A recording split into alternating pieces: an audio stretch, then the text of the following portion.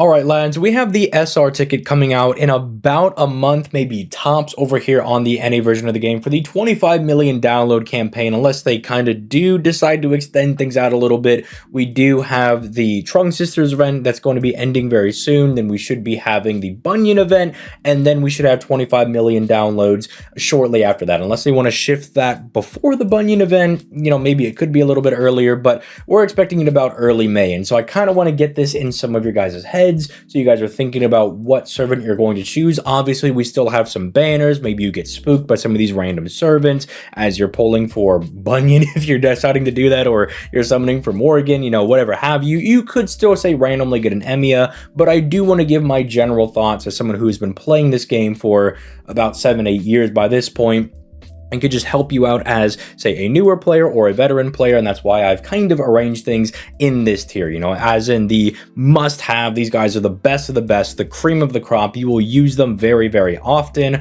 or they're just really good. Maybe you won't use them a whole lot. Like, I do think someone like Emiya kind of falls in that, where he's really, really strong. I just don't have an opportunity to use them a whole lot because I just have servants that are better, but they are very, very strong, and you can kind of just pick between them. Then we have your very solid servants. I'll briefly explain why they're there. Then you have the ones that maybe they have kind of a niche, they have some good things going for them, but you're probably not going to use them very often. And then these are just kind of, don't waste your pick on these servants. They're not very good. So like always, make sure you leave a like on the video, subscribe to the channel, and let me know in the comments down below who you are going to be picking with the SR ticket. If it were to come out tomorrow, again, you might pull on, say, the Morgan banner and randomly get spooked by, I don't know, Chevalier, and you are really wanting them for whatever reason. So let me know that in the comments down below. But let me just go ahead and get in here and explain some of these servants. Now, I am going to preface that I am taking the JP version of a game into account with this, because someone like Salter right now is kind of okay, but as time goes on, they're going to become a really, really strong option. And so for someone like Salter, I don't think she's a bad pick in trying to future-proof your count for a little bit. Because, again, you could always pull normal Artoria. We know that she's going to be free in a couple of years for the Stay Night campaign, as long as we actually do end up getting that for their, anniversary. I think it was the 20th anniversary. But making sure that you can still grab Salter, because I believe she does out-damage normal Artoria, NP1 to NP1. I don't think that's a bad investment. I think she's very solid if you want to pick her up, which is also why I don't think someone like Gawain is as good of an option. Like, he's not bad, he's got a guts, he's got a small battery, and he can do some decent damage with the guaranteed Nightless Charisma now. But with being able to pick someone like Saber Alter, who is going to be phenomenal once she gets her buff in about, I want to say, about a year and a half from now, it's really hard to justify going after Gawain unless you just really liked Fate Extra or something.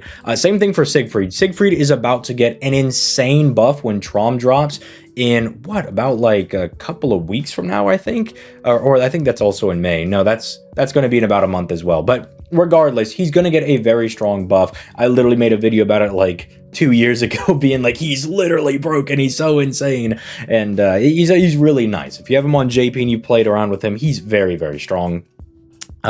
Which all the more reason why I don't really think you should go for Gawain. Chevalier, I mean, they had a really good use, I guess, during year one, since they had a taunt, which was nice, I suppose, but there's really no reason to go for them, because unless you just really, really like Chevalier, there's really not a point to go for them. Same thing for Suzuka. Suzuka's fine. She's not the craziest servant, but again, thinking about how Salter and Siegfried are about to get these really insane buffs, Siegfried especially, it's right around the corner, it's hard to justify going for Suzuka, who still has some issues. She's definitely usable. You could bring them around and use them, but why would you go for them when you have two much stronger options right in front of you as well that you could pick?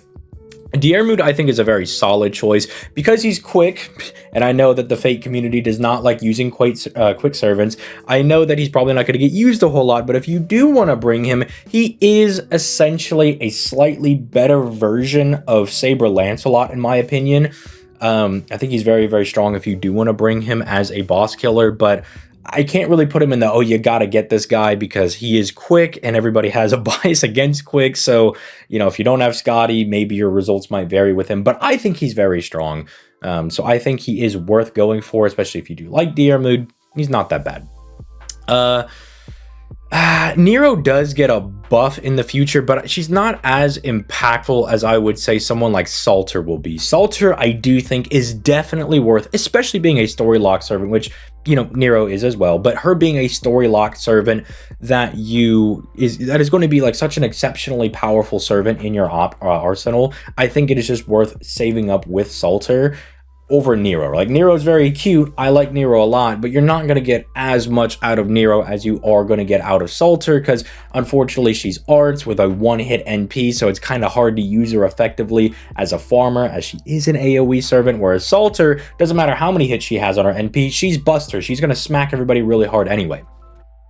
Bargus, I think, is a very solid option if you just need a very good survival servant. Unfortunately, Herc is also available here, but I think Bargus does do some things that Herc doesn't do. For instance, Herc, once you run out of the lives on his bond CE, which means you do have to go farm for his bond CE for him to be really effective, you know, he's kind of out of steam. He almost has a set timer for how long he could realistically last in a boss battle, whereas Bargus, outside of really getting one-shot by an NP or an insane crit turn by a boss, she really is hard to take down. So I do value her a little bit more if you're going for a survival servant. Just know she's probably not going to do as much damage because she's AoE, whereas Herc can at least kind of ramp up his damage a little bit more and more effectively take down the boss. I guess that's how they're kind of balanced a little bit. Munenori, I don't really have anything against him. You know, Yugioh, he's a solid burst damage, you know, single target art servant, but you just have better options. You know, there are just better guys for you to go for. Rama's not super great. I know he has the demonic power mod, but Rama needs a lot more before he's even worth considering going for. Lakshmi Bai, I kind of want to put her in don't as well, but her kit's not terrible. She can kind of be a pseudo buffer. If I'm being nice, I could put them in, like, maybe you can break them out with some type of usage. I mean, she struggles to farm, so if you're looking for a quick looper, look somewhere else. She's really not going to be one of your better options, especially if this is your only copy of her, because, you know, assuming you're grabbing a new servant, right, at NP1, she's, I don't think, one of the particularly better options, but you can get some team support out of her, I suppose, so there is that. Unfortunately, as much as I really like Saber Lancelot, having him at NP1 is not super great. Now, if you're going for like your 5th copy of him, you know, you already got him NP4, then he can be a little bit decent. He gets a bit better once you actually artificially inflate his damage a little bit. But if he's only NP1, sure, he's really easy and fun to use, but his NP doesn't do a whole lot of damage. So yeah, like, I really do like him. I could recommend him for newer players because he's easy to use, but you'll probably outgrow him very quickly. Lanling, I think, is a very solid choice, as well as, where is Caskill? Let me grab, actually, I think Caskill's a bit more of a better investment because he gets an insane buff in the future where he functions more like modern supports, giving everybody battery and allowing himself to get to his own NP, which is a star bomb, a lot easier. Lanling, I think, is a bit more niche on the support, and again, you probably won't use them as much, mainly because they're not giving a battery like Caskill. As soon as he gets that buff, you know, the whole game revolves around giving batteries and buffs to people. It's like, even worst case scenario, Castergill is going to be a plug suit option if you don't have anybody else. Whereas Lanling could probably still be a plug suit option that also, I believe it's buff success rate that he is buffing for him. So your Imperial privilege characters can get their buffs a bit more guaranteed, but probably not going to be something that you're breaking out very often. If you really want that at worst case scenario, just bring a friend Ozzy. He guarantees that already. K-pop guy, he's okay. I think he's very solid in the way that he will absolutely put a smackdown on demonic people and Onis especially, better than Ram is able to do. I think he's a very solid, strong option, but actually, in that case though, because he really does over-specialize into Onis, I'm actually going to tailor that a little bit more down, because he does super over-specialize into that. It probably falls into, they're kind of a more niche pick that you won't use all that often. I think, because looking at Ashwataman, I think he's phenomenal. I absolutely love this guy. Battery, survivability, solid card buffs, and his cards also grant you extra effects, you know, ramping up his damage, letting him do more insane crits. I think Ashwataman is a phenomenal option. Now, I'm not so blind that I'm going to put him up here where it's like a super impactful servant for you to get, but he is very, very strong if you want to consider him. Same thing for Atalanta, even though, again, NP1 is going to make her farming a little bit more worse. if you're grabbing a couple of extra copies of her, say you already have NP2 and this is your third one, then this is not a bad option. Atalanta can still farm really, really well in quick setups if you need a quick AoE archer. You know, I'm also just going to go ahead and slap Lancelot up there because Lancelot is also very solid if you're getting one of your higher copies of him. You know, if you're at NP4 and you need that last one, getting him to NP5 is very strong. I would say once he hits about NP3 is where he really starts to shine as a decent servant for quick looping. I would know because as soon as my Lancelot hit NP3, my life was a lot easier during the Scotty meta. And then now that I have him at NP5, he's absolutely crushing it out there. So I love using him. But again, if he's going to be your first copy, probably go for somebody else because NP1 Lancelot hits like a wet paper towel.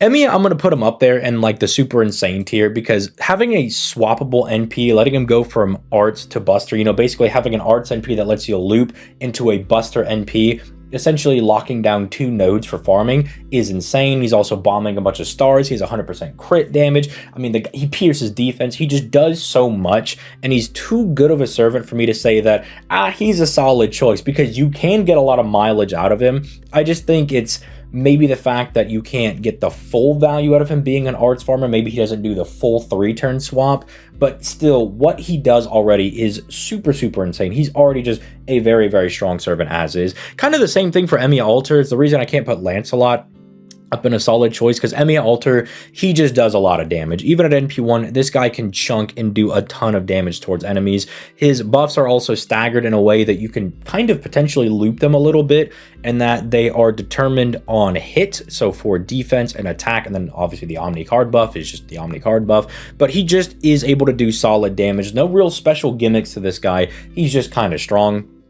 Chiron, I also think, is insanely strong as a type of support type unit that you can have that also doubles with being good against earth enemies, removing their defensive buffs. He could just be very solid. I can't put him in the highest end tier because bringing Chiron as a plug suit or a support really isn't seen all that often, but you could use him for stuff along those lines. But even as a DPS, I think he's very strong.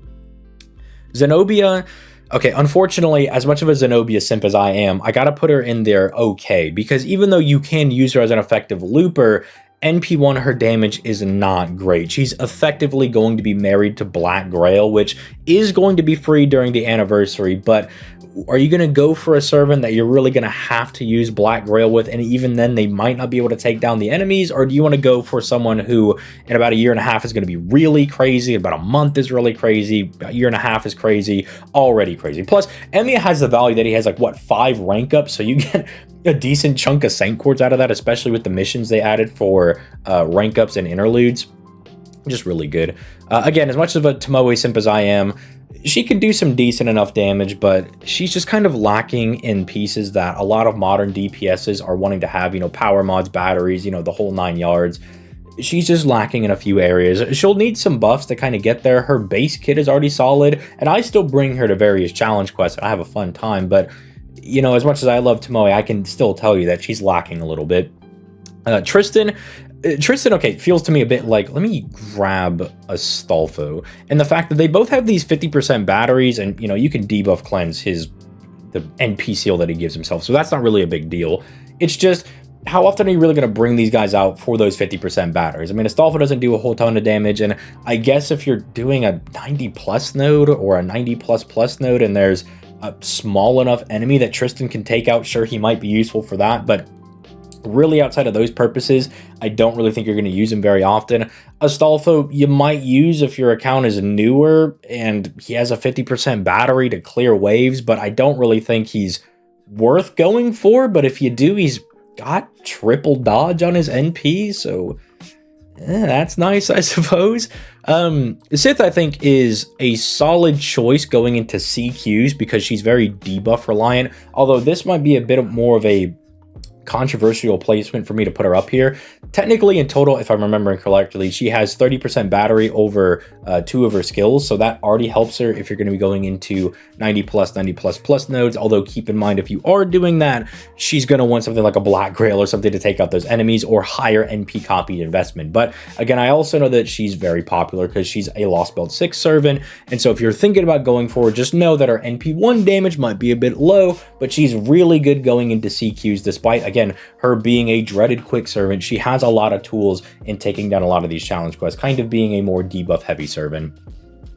Lancer Alter still needs like a buff or two before she can really be super strong. They give her, I think, what was that, like a 20% battery, which is really insulting considering she's a buster AoE servant. And the bear, same thing for, where is she, like Canis? Like Canis is not bad, but they gave her a 20% battery as well. And you know they're a buster AoE servant. You know they need at least 30% to be able to do buster farming things, with some rare exceptions, I think, where you know, like Saber Artoria, before Oberon came out, before we had the ability to get that extra 70%, you really had to have a 50% battery. You know, she loops 20% back on her NP, so she, as a 30% battery servant, was able to get away with it before Oberon even came out. But Canis like stacks crit damage on her NP. It's not exactly useful for going into farming, which is a bit unfortunate. I'm a bit biased towards Vlad because of the anti-evil mod, and he was like my first really high NP servant. I pulled really hard on the Cleopatra banner when I got back into FGO, got into NP4, no Cleopatra, but this guy was able to do some pretty solid damage. But even I can kind of admit he's not all that crazy. He's not the craziest person, but he does have a good anti-evil power mod. I have brought him to more modern challenge quests and was able to get the job done, but keep in mind mine was NP5 and it wasn't a very pretty clear, so just keep that one in mind. Liz, I really don't think is worth going for, unfortunately, if you're a Liz fan. I mean, she does double buff females, but that's kind of all she does do, and we're not in year 1 anymore. That's not particularly the greatest thing. Okay. I know the bit is that everybody forgets her name, but Qin Liangyu is not bad. She's not a bad servant. She's kind of like baby Super Orion. And I know people are going to be like, oh, put her in don't tier. But if you take the time to learn how to use her, she's actually not that bad. You could put in some decent work with her, I suppose. But again, it's, you know, they're okay. You might use them as like a gimmick or something, but you're not going to break them out all the time. Neza, I just don't think is really worth using, unfortunately. I think Qin Liangyu has somewhat of a skill curve that if you do want to figure out how to get really good with her, you know, as some people figure out how to get really good using people like Ku Alter, Ku Lancer, Herc, you know, the people that really invest skill into learning how to do the solos really properly, you know, and all that good stuff. You can get that out of her if you want to invest that. Neza, there's just not really a whole lot there. Percival is just a solid guy. Percival is just really good. You know, actually, I think he's just a solid choice in general. He's kind of just generic AoE art servant. He's just very, very strong. Nothing particularly, you know, wowing me about this guy, but, you know, he's got a battery. He's got a decent buff. He can taunt, I suppose. You know, he's just a decent, solid option. Parvati's insane. If you're looking for probably like the best bang for your buck as far as quick loopers are going from this, you got to look at Parvati. Parvati is absolutely nuts. She pretty much carried me through the Scotty meta, and nodes that Lancelot couldn't do, Parvati would be able to get done. And Parvati is just super, super nice. Fion is actually unironically really good. I would consider him a better option than Percival, which I know you guys saw me move in there, but this is not in any particular order. Don't be clickety-clacketing in the comments being like, hey, wait a minute, you can't tell me that Link's better than Lancelot. I'm just throwing him up there, all right? But Fion, I do think I like actually a little bit better than Percival over there, because he's just got all the tools he needs to be a solid AoE arts looper. Plus, you know, whenever a servant has a taunt or something, I think is very nice, which, to be fair, Percival also has, you know, he can also do the taunting thing, but I don't know. Fion has just pulled me out of more insane binds than I think Percival has. But then again, Fion's been out for a little bit longer with his buffs, but I think Fion gets slept on a lot. I think he's really, really strong. Medusa Lancer, just solid, quick, single target servant. If you liked Babylonia, you could pick her, but you're probably not going to use her all that much. Same thing for Li Xuan over here. He's essentially just the Lancer version of Munanori over here, so burst arts DPS type servant. The Valkyries are solid. I don't know if I want to put them in a solid choice, though, because I think the gap between the Valkyries and Parvati is pretty wide, and I do think you could get some usage out of them, but if you want a more consistent quick looper, you can either start investing into Lancelot or start investing into Atalanta if you already have Parvati built up. But obviously, I think Parvati is just the best one to go for. You know, comparatively, Parvati blows her out of the water. I know they just they're about to get buffed in a little bit here, but I just still don't think they're worth using. I really like I like Nikki over here, but she's not the craziest. Again, one of those Buster Servants that really gets shafted by the 20% battery, but they have a very solid kit. They have the Dragon Power mod, but unfortunately, if you want a Dragon Slayer, you're just gonna go with Siegfried, because Siegfried's pretty crazy. Unfortunately, Marie Alter is really good. Normal Marie is not particularly great. I think Ryder Martha actually still has somewhat of an argument to have in your account because of the fact that on demand, on a skill, you have a party-wide debuff cleanse. If you don't have that, that is still kind of useful for random raids or boss fights every now and then. It's just something nice to have in your account. So I am just going to kind of spotlight her there and say that she's a solid choice. Helena, like Chiron, I think is a very solid support if you don't have anything better going for your account. She gives you an Omni card buff, she'll give you battery, she gens a handful of stars, I suppose. And if they toss her a buff in the future, literally anything will start to make her really, really shine. But are you going to go for her? Are you going to go for Caskill? Or would you rather have like a really good dedicated Buster looping or quick looping servant? That's more dependent on what your account has. You know, if you have people that fill all these roles, then who cares? You can go pick up your Helena if you need a better plug suit option, or if you wanted to take out wave ones for you, I suppose. But yeah, aside from that, she's solid. I think that Cersei is another solid option in just the fact that she has a very large battery. And moving into 90 plus and 90 plus plus nodes, it is good to start building up a Cersei, especially if you can get her to higher NP copies, because she can be very useful. I've brought her out to a few 90 plus plus nodes, although mine is a little bit more built on JP, but I've brought her out to a few things, and she was able to put in some work for me. So just having that massive battery and being able to do some decent enough damage, I suppose, has really pulled me through some tight situations. Sheba, I just don't think is very great. It's just really unfortunate. Edison, I unironically think is 1 or 2 buffs away from being like one of the more crazy low star rarity supports, but you know, I've already spoken my piece on that on the casters tier list video. I don't think Alice is particularly great. I really don't think there's anything worth going for Alice for, aside from like any of the other people. Needle Chris is one of the more crazy options. Again, like her, she has an absolutely massive battery, but she has an AoE NP, and she over specializes into insta-killing people, which means that she can not only insta-kill bronze people with some regularity, but she can even insta-kill silver enemies with some regularity. So if you can't actually beat a node on a 90 plus plus stage, but you notice it's a very large silver enemy, you can bring Needle Chris and kind of just high roll your way through it, well, not even high rolling your way through it, because say you even bring someone like Morgan to handle waves 1 and 2, and it's the wave 2 enemy that you need to beat. Well, Morgan just overcharged Needle Chris's NP, and the overcharge on our NP is even more insta-kill, so you can almost kind of guarantee it at a certain point, which I think is kind of nice. I really don't want to say don't on Medea Lily, but it's kind of like a bad practice, I think, to get into as a newer player, because you'd be like, oh, this healer is really amazing, but you'll kind of fall down the slope and realize, oh, it's not really worth bringing the healers to these fights. I'd probably rather have a Merlin or a Proto Merlin instead of the Medea Lily, you know, a more high impact support that you could bring as a friend instead of bringing Medea Lily. I like Kiritsugu, but I really don't see a point in really going for him. I don't really see why you would go for him. Scapegoat is a good skill, being able to target and taunt people, but it's really just there for like MLG, FGO players at that point. You're probably not going to be all that invested in it. If you like Fate Zero, he's decent, I suppose, but not really recommending him. I actually think Yanqing is pretty decent. He crits really hard, and that's all that I can really say about him if we're trying to keep things brief. But if you want someone that does really big crit numbers, Yanqing can do it. But he's also quick, so if you have a problem with green cards, then he's probably not for you. If you don't have Jack, Camilla can be really solid as an anti-female low rarity servant. Again, that was a lot better during the earlier years when we didn't have as many options to take down certain enemies, and it was like, oh, well, female is one of the better power mods you could have hit, especially against riders and berserkers. It was really easy to take them down. But now we have other things, you know, now you could try to hit them with their man attribute, or you could try to hit them based off their alignment, if they're lawful or good or evil or whatever have you. So I don't know if it's as valued, especially with people like Kama now existing, who are just so generically good that they can kind of just take down anything that Camilla was going to take down, but with less effort.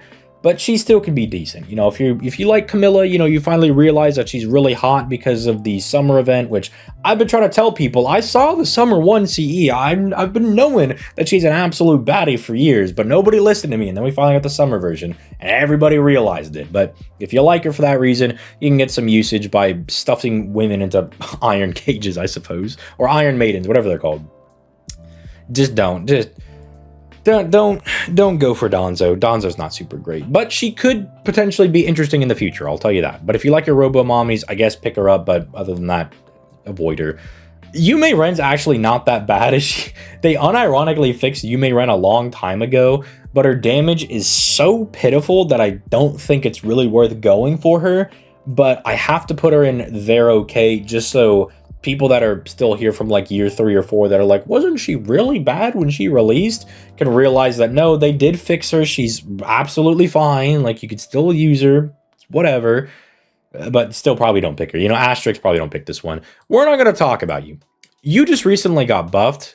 Well, I mean, not you, but Wu just recently got buffed, and she's actually fairly decent. If you need kind of a pseudo DPS quick support, Wu can fit that role for you. She's not the craziest, but she's not bad either. I actually think Xiaomi with her buff coming up is actually rather solid. You know, being able to hit people with a power mod that you put on them with the curse power mod and the CE that we now got that gives you curse power mod bonus as well, I think makes Xiaomi a lot better. I think she's rather solid. Atalanta Alter, if she wasn't a berserker, I think would be in don't, but because she's a berserker, she can kind of just beat up anybody, and her kit is okay, I suppose. It's not the craziest thing in the world. I definitely would like to see her get more buffs in the future, but they certainly could have done worse. Same thing for Ibaraki. She's kind of like a more challenge questy version than Herc, I think is what they were going for, because they gave her defense and debuff cleanse, but we all know that Herc is goated status. The only reason I can't put Herc in a gotta have them is because you gotta go farm for his Bond CE. Having Herc without his Bond CE, he's a completely different guy, because you can't stack the buster buffs as much as you can with the actual Bond CE, because then, you know, you don't have as many guts, so it's a little bit more annoying to use. I guess if you want to do some weird setup with Iris where we just keep pumping guts onto him so you can keep stacking him on his gut skill, then sure, whatever, I suppose. Maybe you could try to, you know, it's like, okay, Iris who kept throwing guts on him, so maybe I can try to have something work. But that just sounds like way too much effort. Tomacat is okay. They gave her a command code, which if you don't have, I guess doesn't really fix her at all, but hey, they gave her a command code to help her with her self-stun, so you could use her as a quick looper, I suppose. Same thing for Fran. I guess if you give her the command code, she's a bit better because she can hit really hard and loop pretty well, actually. But if you don't have those things, or you don't want to deal with them self-stunning themselves, then just avoid these ones. Beowulf's unironically not bad, but if I'm going to be out here being like, hey guys, he's got like giant and dragon power mod and he could crit kind of hard, no one's going to listen to me, all right? No one's listening to me about Beowulf. That ship has sailed a long time ago, even though he's not even that bad, so I'm not even going to bother. Penthesilea is decent, especially whenever you run into a Greek mythological male. That's pretty much the only reason you pick up for her, is so you have guarantees that anytime you see an Achilles, a Theseus, a Chiron, a Herc, whoever, if they're from Greek and they got balls, they're gonna get obliterated by Penthesilea, all right? So she's phenomenal for that. It's more like a security blanket for those guys. Astrea is nuts. Like, Astrea is just really good. I don't know what you want me to say that I already have not said about Astrea in the past before. Astrea is really good. If you need an arts DPS that gens more than enough stars for her to be her own crit servant, go for Astrea. The only reason I think that these guys have really any type of use is that they're Avengers, and if you don't have like Jalter, Dante's, whoever, the Tyra, and you really need an Avenger because rulers are bending you over backwards, maybe go for them, but at that point, bro, just bring a friend Jalter, bring a friend Tyra, and you'll probably see way more success doing that than using these two. But I guess they have some type of use. And then Hephaestion's nuts. Pretender is very nice going into 90++ and 90+ nodes. The fact that, she's able to hit all of the night classes means that she's really versatile for quite a few nodes, and the fact that she has big battery, can do decent damage, is always going to be very, very decent. So this is effectively just a short, sweet, and simple version of who I think is worth going for, taking into account the JP buffs that we will be getting in the future. So that's why someone like Salter is so high. Again, I don't want to see a comment of someone being like, why is Salter so high? It's more like an investment, right? Trying to get a guaranteed copy of Salter instead of waiting for a mysterious rate up that she may never get to happen over here on NA.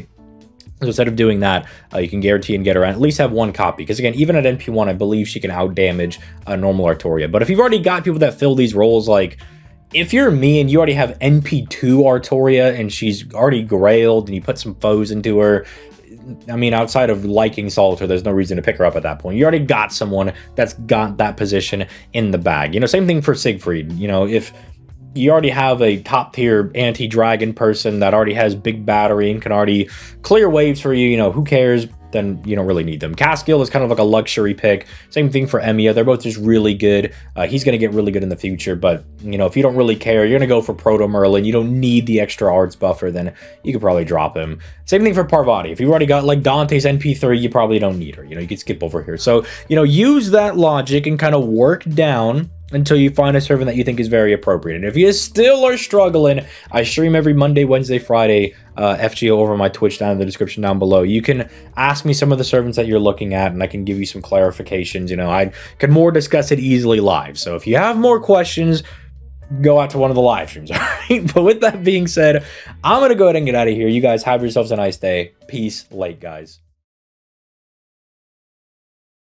And a super secret message to my patrons, Vadi, Zern, Trinity, Silent, and Genex. We're having a pizza party tomorrow. I just need to know what pizzas I need to bring. And if you wanted to be a part of that pizza party, should have joined and became a patron.